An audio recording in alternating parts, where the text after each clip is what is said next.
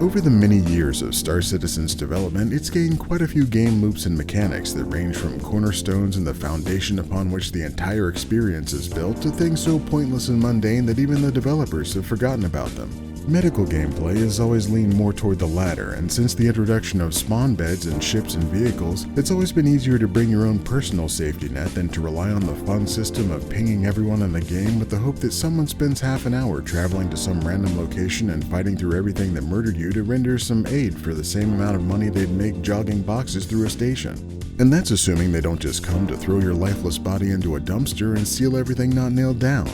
Yet after years of stagnation, 4.3.1 finally brings a small but significant update to this system that might finally make it a thing people actually use.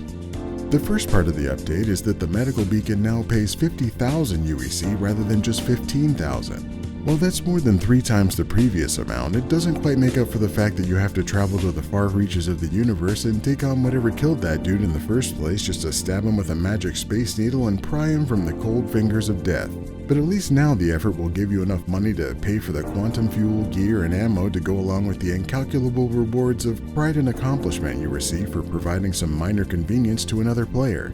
However, the other side of this life and death equation has been affected too, and that's with the introduction of MedGel. Previously, the many mobile beds you could bind yourself to for a quick local revival wherever you were killed required nothing outside of the continued existence of the bed. As long as that vehicle wasn't dead, you wouldn't be either. But now every non-hospital medical bed requires canisters of people-creating goo to regenerate your physical being.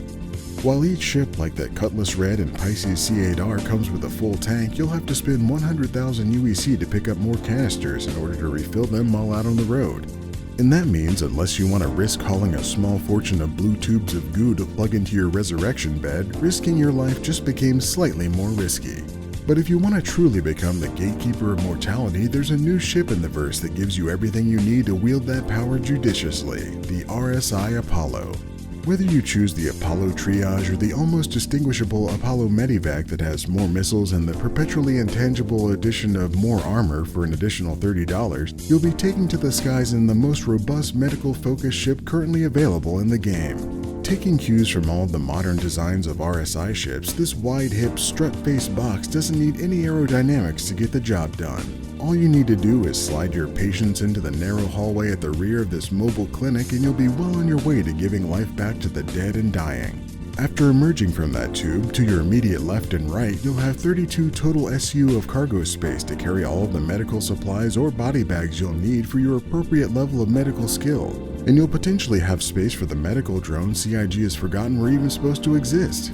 Further inside, you'll be able to take your pick of the medical bay setup that's best for your current life-saving needs. But you aren't just relegated to a specific loadout of beds, because with the purchase of either Apollo, you also get 2 of each of the 3 tiers of med beds. So you can mix and match any combination of tier 1, 2, or 3 beds that allow you to treat higher level injuries, store different amounts of that delicious and nutritious med gel, or treat as many or as few grievous wounds as you'd like. And no matter what tier you have, all come with their dedicated shelving for additional medical supplies and their own showerless space shitter for patients and doctors alike.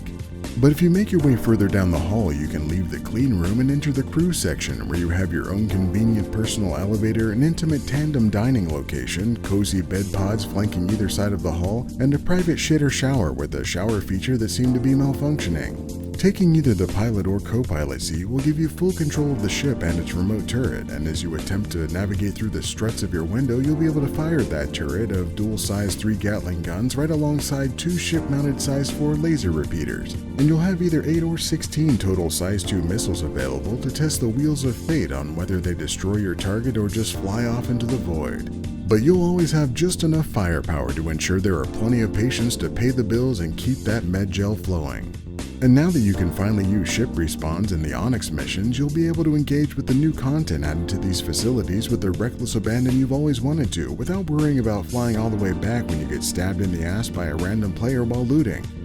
Star Citizen Alpha 4.3.1, finally revealing that every player is actually made entirely of blue jelly that was cooked in a medical bed.